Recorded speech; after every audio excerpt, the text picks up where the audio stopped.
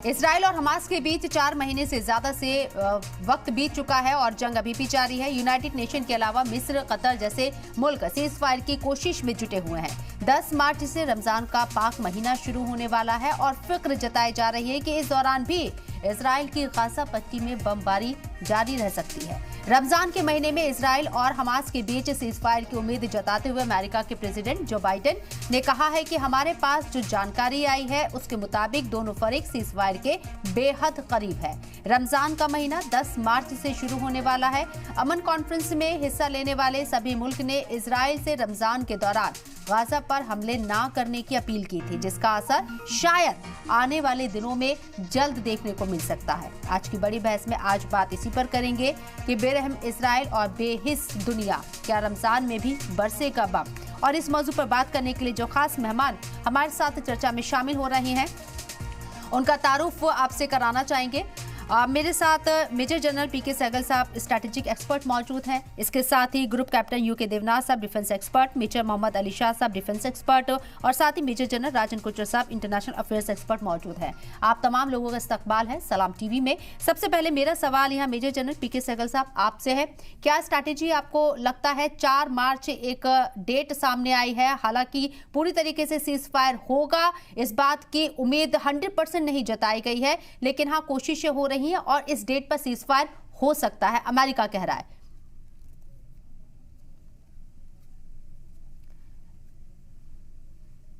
सहगल साहब शायद मेरी आवाज आप तक नहीं पहुंच रही है, आऊंगी मैं आपके पास।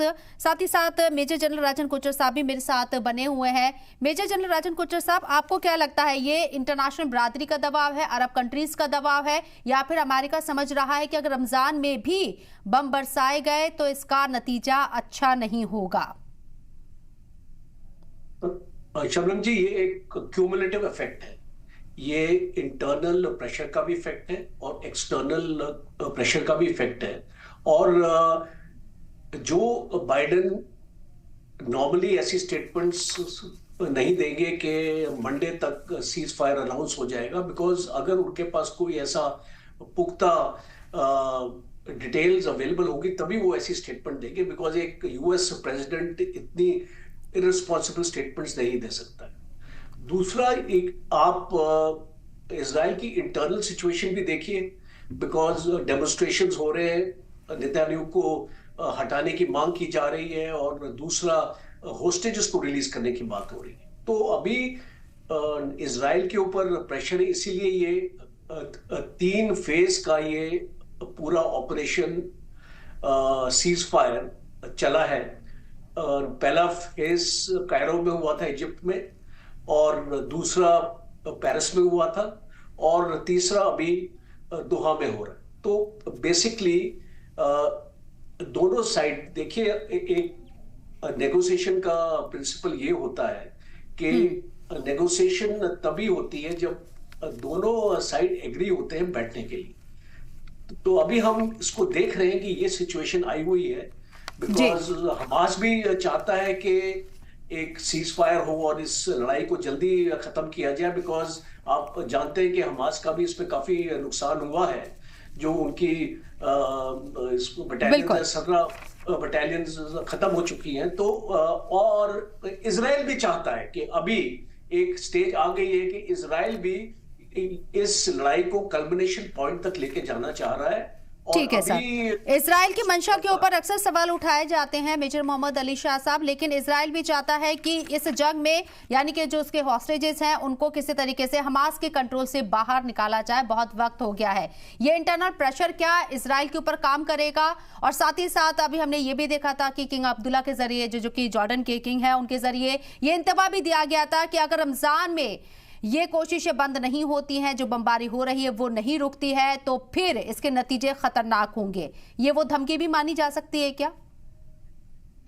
शबनम जी, आपने बड़ी अच्छी बात करी है। जी हाँ, एक तरीके से ये भी इस धमकी को ले जा सकता है कि धमकी के तौर पे कहा है, क्योंकि रमजान के महीने में अथवा थोड़ा हमले हुए जिस तरीके से हो रहे हैं, तो मुझे लगता है कि उस टाइम पे अभी फिलहाल क्या है ना, जितने भी इस्लामिक नेशन हैं, जितने भी ओआईसी हैं, जितने भी अरब राष्ट्र हैं, ये एकजुट नहीं हुए हैं और ये इसके खिलाफ नहीं बोल रहे हैं अभी। लेकिन तब हो सकता है कि ऐसे इनके सेंटिमेंट्स रमजान के महीने में जाग सकते हैं बिल्कुल, और सब, और अगर ये एकजुट हो गए तो ये बहुत भारी पड़ सकता है इजराइल के लिए। अब देखिए जो पे जहाँ पे 1.4 मिलियन फलस्तीनी वहां पे बसे हुए थे वहां पे, और बल्कि रफा के जो सदर्न मोस्ट पार्ट सिटी है रफा गाजा की, तो वहां वो बहुत ही स्ट्रेटेजिकल लोकेशन है उसकी। वहां पे 2 इजरायली ऑफिशियल ने भी बोला है कि अगर वहां से सिविलियंस को जाने का मौका मिलेगा जरूर, और प्रेसिडेंट जो बाइडेन ने बोला है कि अगले हफ्ते तक सीज फायर हम होता हुआ देख सकते हैं एक तरीके से, अगर देखें, क्योंकि ये अगले के 10 दिन तकरीबन 2 हफ्ते में कहूंगा ये बहुत ज्यादा क्रूशियल होंगे। यहाँ पे जो होगा, यहाँ पे जो होने वाला है ये आगे का फ्यूचर इनका फॉरवर्ड करेगा।